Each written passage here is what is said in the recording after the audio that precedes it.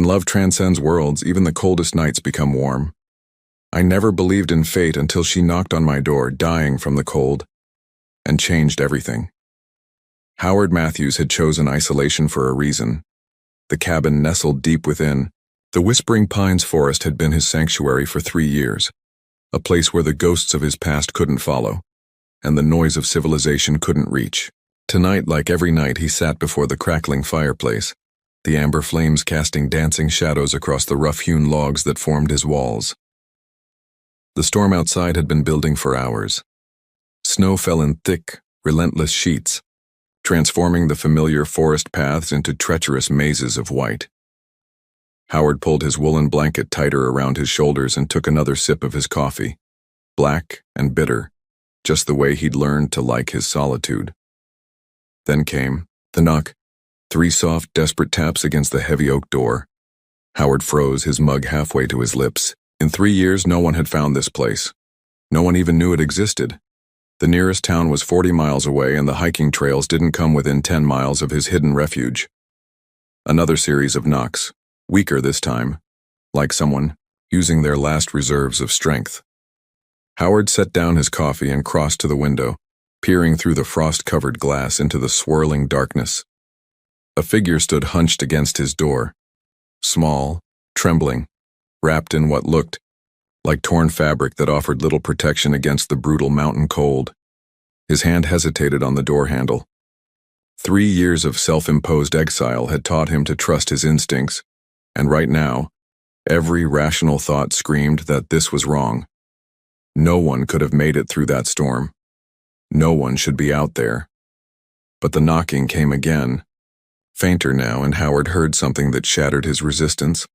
A soft, exhausted whimper that spoke of desperation beyond words. He yanked open the door. The woman who nearly collapsed into his arms was like nothing he'd ever seen. Her skin held an otherworldly luminescence as if moonlight flowed through her veins, casting a soft silver glow that seemed to pulse with her heartbeat. Strange, intricate markings spiraled along her arms and throat. Not tattoos, but something that seemed carved from starlight itself. Her hair fell in waves of deep indigo, and when she looked up at him with eyes the color of distant nebulae, Howard felt his breath catch. She was beautiful in a way that defied human understanding, but right now she was also dying. "Please," she whispered, her voice carrying an accent he couldn't place, melodic even in her weakness. "I'm lost. The cold. I can't." Her knees buckled, and Howard caught her before she could hit the ground. Her skin was ice cold, her breathing shallow and rapid. Whatever she was, and his mind was still struggling to process that, she needed help immediately. "Come on," he said, lifting her easily in his arms. She weighed almost nothing, as if her bones were hollow like a bird's. "Let's get you warm." He carried her inside, kicking the door shut against the howling wind. The fire's warmth seemed to revive her slightly, and she opened those impossible eyes to look at him with something that might have been gratitude. Howard settled her into his favorite armchair, the one closest to the fireplace, and quickly gathered every blanket he could find. As he wrapped them around her trembling form, he couldn't help but notice how her skin seemed to absorb the firelight, making the strange markings along her arms glow more brightly. "Thank you," she breathed, pulling the blankets closer. "I thought I was going to die out there." "What were you doing in the middle of a blizzard?" Howard asked, settling into the chair across from her. "And how did you even find this place?" Emily Parker, though she wouldn't tell him her name until later, looked into the fire, her expression distant and sad. "I was traveling through your forests, following the old paths my people once knew. But the storm came so suddenly, and I got turned around. Your light..." She gestured toward the window where the warm glow from his cabin cut through the darkness. "It was like a star guiding me home. Her people." Howard's mind raced, but he pushed the questions aside for now. Whatever she was, wherever she'd come from, she was here, and she needed help. "Are you hurt?" he asked, his voice gentler than it had been in years. She shook her head, then paused, touching her side with a wince. "Just cold. My kind." We don't handle your winter temperatures well. The cold goes deeper than skin for us. It reaches into our very essence. Howard noticed she was still shivering despite the layers of blankets and the roaring fire. Her lips held a faint blue tinge that worried him. "I'll make some hot soup," he said, starting to rise. "Wait." Her hand shot out, grasping his wrist. Where her fingers touched his skin, he felt a strange tingling sensation, like electricity dancing across his nerves. "What's your name?" "Howard. Howard Matthews." A smile curved her lips, transforming her face from merely beautiful to absolutely radiant. "Howard," she repeated, as if testing the sound. "I'm Emily. Emily Parker, though that's not the name I was born with." "Nice to meet you, Emily," Howard said, and realized he meant it. "Now let me get you something warm to eat." As he moved around his small kitchen, heating soup and brewing tea, Howard found himself stealing glances at his unexpected guest. Emily had pulled the blankets up to her chin, but her eyes followed his every movement with an intensity that made his skin prickle with awareness. "You live alone out here," she observed. It wasn't a question. "Yes. By choice?" Howard paused, ladle halfway to the bowl. It had been so long since anyone had asked him personal questions, so long since he'd had to think about the choices that had led him to this isolated existence. "Yes," he said finally. "By choice." Emily nodded as if she understood something he hadn't said. Loneliness can be its own kind of cold. When he brought her the soup, she accepted it gratefully, wrapping her hands around the bowl as if it were a precious treasure. As she sipped the broth, color gradually returned to her cheeks and the strange markings on her skin seemed to pulse with renewed life. "Better?" Howard asked. "Much. Thank you." She looked around the cabin, taking in the simple furniture, the shelves lined with books, the complete absence of anything that connected to the outside world. "This is a good place. Peaceful. It suits me. And now? What do you mean?" Emily's eyes met his, and in their depths, he saw something that made his chest tighten. "Now that I'm here, does it still suit you?" Before Howard could answer, before he could even figure out what his answer would be, Emily set down her empty bowl and pulled the blankets tighter around herself. "I should probably let you sleep," she said. "It's late, and you've done more than enough." Howard looked toward his bedroom, then back at Emily curled in the chair. Even with the fire and the blankets, she was still trembling slightly, and he could see the exhaustion in her eyes. "The storm's not going to let up tonight," he said. "You should stay until morning." Relief flickered across her features. "Are you sure? I don't want to impose." "You're not imposing." The words came out more firmly than he'd intended, surprising them both. "There's a spare room, or you can stay here by the fire. Whatever makes you more comfortable." Emily looked toward the fire, then back at Howard. Something unspoken passed between them, a moment of connection that felt deeper than their brief acquaintance should have allowed. "I think," she said softly, "I'd like to stay by the fire, if that's all right." Howard nodded, trying to ignore the way his pulse quickened at the thought of her presence filling his usually empty cabin. "I'll get you some pillows." As he prepared a makeshift bed for her on the couch, Howard couldn't shake the feeling that something fundamental had shifted in his carefully ordered world. Emily Parker had arrived with the storm, but he suspected she would change far more than just one night. The fire crackled lower as they settled in for sleep. Howard in his bedroom with the door cracked open, just in case she needed anything, he told himself, and Emily on the couch wrapped in every spare blanket he owned. But as Howard lay staring at the ceiling, listening to the storm rage outside, and the soft sounds of Emily's breathing from the next room, he knew that sleep would be a long time coming. Because for the first time in 3 years, his cabin didn't feel empty. It felt like the beginning of something he wasn't sure he was ready for. The cold came for them both in the deepest part of the night. Howard woke to the sound of chattering teeth and soft, distressed murmurs from the living room. The fire had died down to barely glowing embers, and even through his closed bedroom door he could feel the bitter chill that had invaded his usually warm cabin. The storm outside seemed to have intensified, driving ice-cold air through every crack and crevice in the old logs. He pulled on a thick sweater and padded barefoot into the living room, where he found Emily huddled into a tight ball on the couch, every blanket he owned wrapped around her trembling form. Even in the dim light from the dying fire, he could see that her skin had lost its ethereal glow, becoming pale and almost translucent. "Emily?"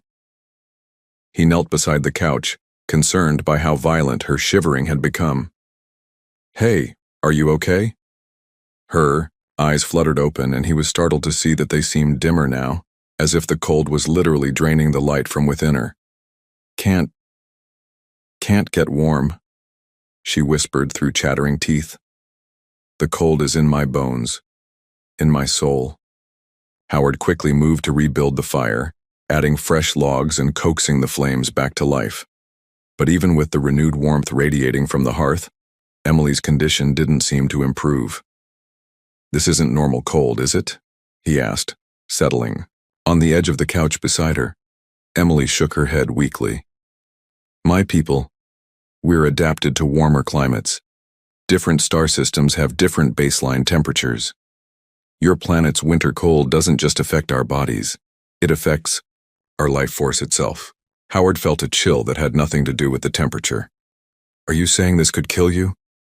"If I can't get warm enough, yes." Her voice was barely audible now. "I need heat, real heat, not just external warmth, but—" She trailed off, and Howard saw embarrassment flicker across her features even through her distress. "But what, Emily? Tell me." She met his eyes, and he saw both desperation and shame in their depths. "Shared body heat. It's how my people survive extreme cold. We share our life energy, our warmth. But I know that for humans, such intimacy with a stranger—" "Stop," Howard said firmly. He didn't let himself think too hard about what he was about to offer. "Come on." He scooped her up in his arms, blankets and all, surprised again by how light she felt.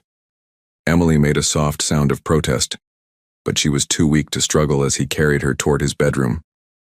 "Howard, you don't have to." "Yes, I do." He settled her gently on his bed, then climbed in beside her, pulling her close against his chest. The difference was immediate and startling. Where their skin touched, warmth seemed to flow between them like electricity. Emily gasped softly, and Howard felt her entire body relax against his as if she'd been holding her breath for hours. "Better?" he asked, his voice rougher than he'd intended. "Much better." She nestled closer, her head finding the perfect spot against his shoulder. "I can feel your warmth. Not just physical warmth, but something deeper." Howard became acutely aware of every point where their bodies touched. Her soft curves pressed against his side, her arm draped across his chest, her breath warm against his throat. He tried to focus on the practical aspects of the situation, but it was impossible to ignore the way his pulse had quickened, or how right she felt in his arms. "Thank you," Emily whispered. "I know this must be strange for you." "Strange doesn't begin to cover it," Howard admitted. 3 days ago, I would have said that beings from other worlds were just science fiction. Now I'm lying in bed with one. He felt her smile against his chest. "And how do you feel about that?" Howard considered the question seriously.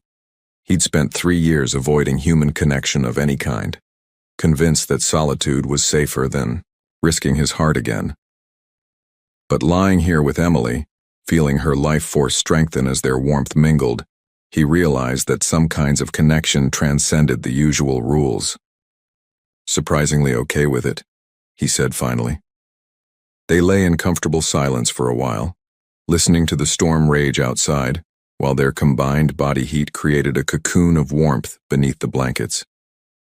Howard found himself studying Emily's face in the dim moonlight filtering through his bedroom window. The strange markings along her throat and collarbone seemed to pulse gently in rhythm with her heartbeat, and her skin had regained its otherworldly luminescence. "Can I ask you something?" Howard said softly. "Anything. Where are you really from? And don't just say another world. I want to understand." Emily was quiet for so long that Howard wondered if she'd fallen asleep. When she finally spoke, her voice carried a weight of sadness that made his chest ache. "A place your people call Kepler 442b. It was a beautiful world. 3 suns, so it never truly got dark. Endless summers. Oceans that glowed with bioluminescent life." She paused, her fingers absently tracing patterns on his chest. "My people are explorers by nature. We travel between worlds, studying different forms of life. I came to Earth as part of a research expedition. The expedition ended. My team went home. I was supposed to go with them." Howard felt her body, tense against his. "But you didn't." "No, I found something here that I didn't expect to find." "What?" Emily lifted her head to look at him, and in her eyes he saw something that made his breath catch. A reason to stay. Before Howard could process the implications of that statement, Emily settled back against his chest, and he felt sleep beginning to claim them both. But as he drifted off with this impossible woman in his arms, he couldn't shake the feeling that his life had just taken a turn he never could have imagined. And for the first time in 3 years, that didn't terrify him. The next morning, Howard woke to find Emily still curled against his side, her breathing deep and even. In the soft morning light, she looked even more ethereal, as if she might dissolve into stardust at any moment. But the arm she had wrapped around his waist was solid and warm, and the way she unconsciously pressed closer when he tried to move told him she was very real indeed. He should have felt awkward about waking up with a virtual stranger in his bed. Should have been questioning his sanity or at least his judgment. Instead, he felt something he'd almost forgotten was possible. Contentment. Emily stirred as the morning sun grew brighter, her eyes fluttering open to meet his gaze. "Good morning," she said softly, making no move to pull away from him. "Good morning. How do you feel?" "Alive," she said with a smile that lit up her entire face. "Thanks to you." They stayed like that for several more minutes, neither wanting to break the spell of the moment. Finally, practical concerns intruded, and Howard reluctantly extracted himself from the warm tangle of limbs and blankets. "I should check the storm," he said, pulling on clothes while trying not to notice how. Emily watched his every movement. "See if the roads are passable." But when he looked out the window, his heart sank. The storm had dumped nearly 3 feet of snow overnight, and the wind had created drifts that reached halfway up his door. Nothing would be getting through those roads for days. "We're snowed in," he announced, returning to the bedroom where Emily had propped herself up against his pillows, looking perfectly at home in his bed. "Oh no," she said, but her tone suggested she wasn't entirely displeased by this development. "I suppose that means I'll have to impose on your hospitality a bit longer." Howard found himself smiling, really smiling, for what felt like the first time in years. "I suppose it does." And as Emily stretched languidly in his bed, her alien beauty highlighted by the morning sun, Howard realized that being snowed in had never seemed like such a gift. The thought should have terrified him. Instead, it filled him with something that felt dangerously close to hope. If you're enjoying this story of impossible love transcending worlds, subscribe for more stories like this. We share tales of connection that defy the boundaries of space and time. The days that followed blurred together in a haze of unexpected domestic bliss. Emily proved to be a delightful companion, helping Howard with daily tasks around the cabin while regaling him with stories of distant worlds and impossible adventures. She had a quick wit and an infectious laugh that seemed to fill every corner of his previously quiet home with life. But it was the nights that changed everything. Each evening, as the sun set and the temperature dropped, Emily would begin to shiver despite the roaring fire. And each night Howard would wordlessly extend his hand, leading her to his bedroom where they would curl up together beneath his heavy quilts, sharing warmth and something deeper, an intimacy that seemed to bypass all the usual stages of human courtship. On the third night, as they lay entwined in the darkness, Emily's fingers traced the scar that ran along Howard's left shoulder, a souvenir from his former life that he'd never explained to anyone. You carry pain, she observed softly. Everyone does. Not like this. This goes deep. Into your bones. Into your soul. She lifted her head to study his face in the moonlight. Is this why you live alone? Why you chose this exile? Howard was quiet for a long moment, unused to such direct insight. I lost someone. Someone I loved very much.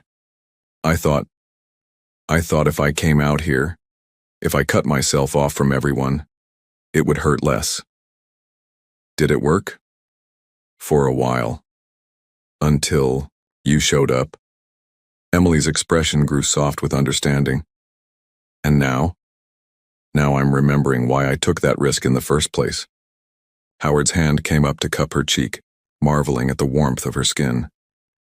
Why love is worth the possibility of loss. Howard. Emily's voice carried a warning, but her eyes said something else entirely. I know this is crazy, he continued. I know you're not from here, that you probably have obligations, a life somewhere else. But Emily, what we have...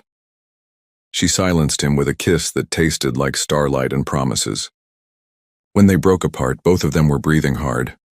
I know, she whispered against his lips. I feel it too. And for the first time since she'd knocked on his door, Howard allowed himself to believe that maybe, just maybe, the impossible was possible after all.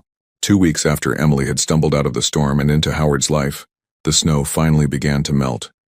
As the forest paths cleared and the outside world became accessible again, both of them felt the weight of unspoken decisions hanging between them like a sword. Emily had grown stronger with each passing day, her otherworldly beauty becoming more pronounced as she regained her full vitality. The strange markings on her skin now pulsed with vibrant light, and her eyes held depths that seemed to contain entire galaxies. But with her strength came a restlessness that Howard recognized all too well, the look of someone preparing to leave. They were sitting by the fire after dinner, the comfortable silence they'd grown to love stretched between them, when Emily suddenly stiffened. They're coming, she whispered, her voice tight with tension. Who's coming? Before Emily could answer, a low humming filled the air, a sound unlike anything Howard had ever heard. It seemed to vibrate through the very foundations of the cabin, making the windows rattle and the fire flicker. Emily rose gracefully to her feet, her entire bearing transformed. Gone was the vulnerable woman who had sought shelter from the cold. In her place stood someone regal and otherworldly, every inch the alien being she truly was. My people, she said, her voice carrying an authority Howard had never heard before. The expedition has returned for me. The humming grew louder, and through the windows Howard could see lights descending from the sky. Not harsh and mechanical, but soft and organic, like captured stars slowly settling to Earth. Emily? Howard stood as well, reaching for her. And you don't have to go with them. She turned to him and he saw tears, actual tears, glistening in those impossible eyes. Howard, you don't understand. These aren't just my colleagues. They're my family, my clan. When one of us is left behind, the others are obligated to retrieve them. And if you refuse to go, it would mean exile from my people, forever. Leopold. Lights outside grew brighter, and now Howard could make out shapes moving through the forest. Tall, luminous figures that seemed to glide rather than walk.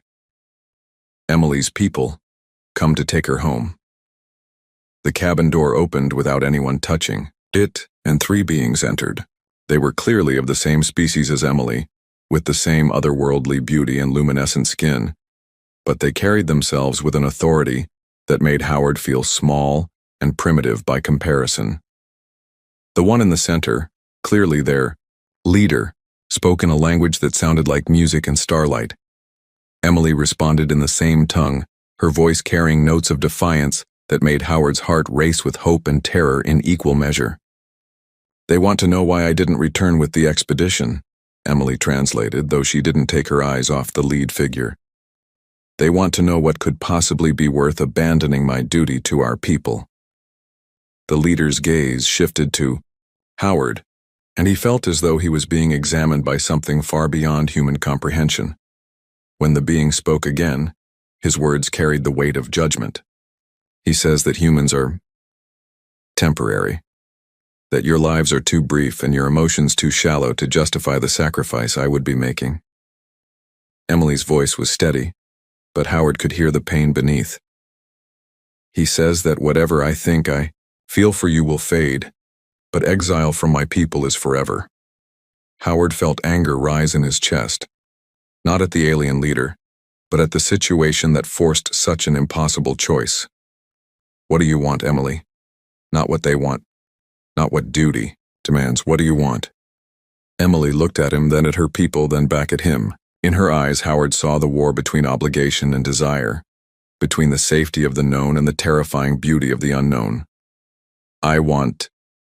She paused, drew a deep breath that seemed to pull starlight into her lungs. I want to choose my own path. She turned to face her people and spoke in their musical language, her voice growing stronger with each word. Howard couldn't understand the words, but he understood the tone. Defiance mixed with love, respect tempered with unshakable resolve. The leader's expression grew cold, and he replied with what sounded like warnings or threats. Emily's responses grew more heated until she was practically shouting in that beautiful, otherworldly tongue. Finally, she switched back to English, her words clearly meant for Howard as much as for her people. I choose him. I choose this life, this world, this love that burns brighter than any star I've ever known. You can call it exile if you want, but I call it coming home. The silence that followed was absolute. Even the fire seemed to hold its breath. The leader studied Emily for a long moment, then Howard, then Emily again. When he spoke, his voice carried a sadness that transcended species. Emily listened, tears flowing freely down her cheeks. He says they understand, that love is the same across all worlds, and that sometimes it demands sacrifices that honor demands we respect. She wiped her eyes, smearing the tears that glowed with their own inner light. They'll tell my family that I died honorably in service to our people. It's a kindness. They'll mourn me, but they won't have to live with the shame of my choice. Emily, it's okay, she said, turning to face Howard with a smile that broke his heart and mended it in the same instant. They're right about one thing. This is forever. There's no going back, no changing my mind. Are you sure you can live with that? With me? Howard crossed to her in 3 quick strides, pulling her into his arms as if he could shield her from the magnitude of what she'd just given up. Are you kidding? Emily, you're the best thing that's ever happened to me. I was dead inside before you knocked on my door. You brought me back to life. He kissed her then, pouring every emotion he couldn't speak into the contact of lips and hearts and souls connecting across the impossible divide of space and species. When they broke apart, Emily was glowing so brightly that she lit up the entire cabin. I never wanted just warmth, she whispered against his lips, echoing words from their first night together. I wanted you, all of you, forever. The alien leader spoke once more, his tone formal and final. Emily nodded solemnly, then replied in kind. One by one, her people filed out of the cabin, leaving behind only the fading scent of ozone and starlight. Through the windows, Howard watched their ship rise into the sky, carrying away Emily's past and leaving her future in his hands. Any regrets? He asked as the lights disappeared into the darkness. Emily smiled, her hand finding his with the surety of coming home. Only that it took me so long to find you. That night, as they lay curled together in the bed that had become theirs, Emily traced patterns on Howard's chest while he ran his fingers through her impossible hair. The cold was just an excuse, you know, she murmured against his throat. What do you mean? That first night, I could have survived the storm. My people are hardier than I let on. She lifted her head to meet his gaze, her eyes sparkling with mischief and love in equal measure. But when I saw your cabin, saw the warmth and safety it represented, I wanted in, not just from the cold, but from the loneliness I'd been carrying across star systems. Howard laughed, the sound rusty from disuse but growing stronger every day. So you're saying you manipulated me into letting you into my bed? Completely. Emily grinned, unrepentant. Did it work? Instead of answering with words, Howard rolled them over until Emily was beneath him. Her hair spread across his pillows like spilled starlight, her skin glowing with happiness and desire. What do you think? He murmured, lowering his head to kiss her properly. Outside, the forest settled into the quiet of deep night, but inside the cabin that had once been a refuge from love, two hearts beat in perfect synchronization, one human, one alien, both finally, completely home. The next morning, Howard woke to find Emily already up, making breakfast with an ease that spoke of permanence rather than temporary shelter. Sunlight streamed through the windows, painting everything in gold, and for the first time in years, Howard felt the future stretching out before him, bright with possibility. "Good morning," Emily said without turning around, somehow knowing he was awake. "Good morning. Sleep well?" "Better than I have in centuries." She glanced over her shoulder, her smile radiant. "No more excuses about the cold, I'm afraid. From now on, I'm in your bed because that's exactly where I want to be." Howard crossed to her, wrapping his arms around her waist and nuzzling her neck. "I love you, Emily Parker, or whatever your real name is. Zarthia Endella of the third house, of Kepler 442b, she said solemnly, then laughed at his expression. "But Emily Parker works just fine, that's who I am now. The woman who chose love over duty, Earth over the stars, and you over everything else in the universe." "I love you too," Howard whispered, and meant it with every fiber of his being.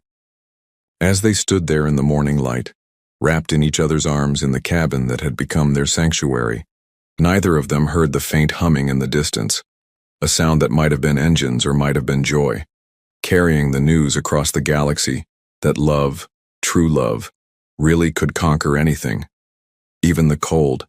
If this story touched your heart, consider subscribing. We post powerful sci-fi love stories every day.